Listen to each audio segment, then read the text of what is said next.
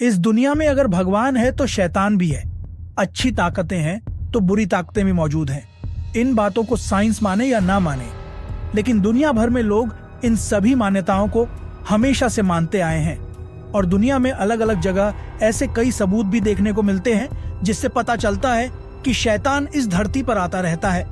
आज हम कुछ ऐसी ही एंस डिस्कवरीज के बारे में बात करने वाले हैं जिन्हें शैतान ने बनाया था, और वीडियो एंड तक देखने के बाद आप भी शायद शैतान के अस्तित्व को स्वीकार करने पर मजबूर हो जाएंगे।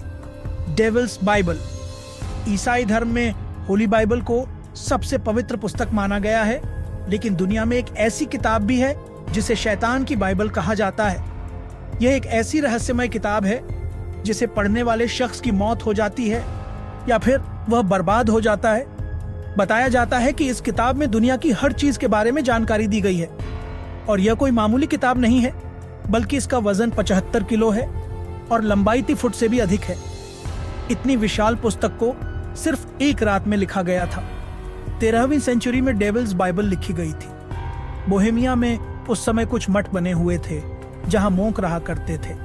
उस मठ के अपने नियम और कानून थे। एक बार हरमन नाम के मंक ने कुछ नियमों का उल्लंघन कर दिया, जिसके बाद राजा ने उसे दीवार में चुनवा का आदेश दे दिया। मोंक अपनी जान की भीख मांगने लगा और फिर उसने राजा से कहा कि अगर उसकी जान बख्श दी जाती है तो वह एक ऐसी किताब लिख कर देगा जो किसी ने भी नहीं देखी होगी। उस किताब से फ्यूचर देखा जा सकता था। वह किताब रहस्यों से भरी हुई होगी। राजा ने जब मंक से पूछा कि किताब लिखने में कितना समय लगेगा, तो मंक ने सिर्फ 1 रात का समय मांगा। राजा ने उसे 1 रात की ही मोहलत दे दी। हरमन ने किताब लिखनी शुरू की, लेकिन कुछ पन्ने लिखने के बाद ही वह थक गया।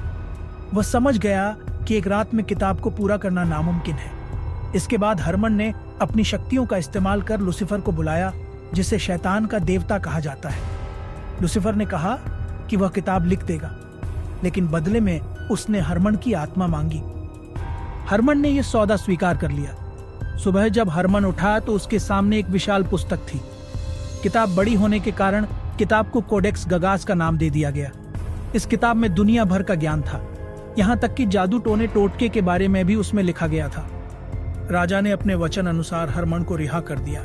दोस्तों, डेविल्स बाइबल आम पन्नों पर नहीं, बल्कि चमड़े के पन्ने पर लिखी गई थी। बोहेमिया साम्राज्य में जिसने भी इस किताब को पढ़ने की कोशिश की, उसका मानसिक संतुलन बिगड़ गया।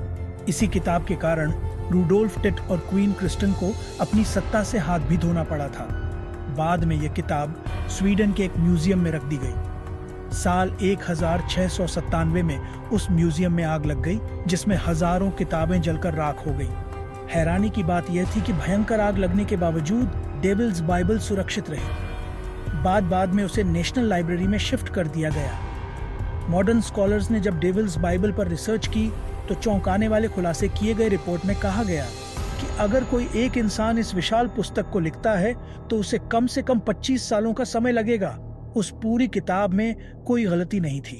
हर जगह राइटिंग एक जैसी ही थी और एक ही फंट और पेन का इस्तेमाल किया गया था, जिससे पता चलता है कि वो किताब एक ही शख्स ने लिखी थी। आज भी इस किताब को दुनिया की सबसे रहस्यमय किताब माना जाता है।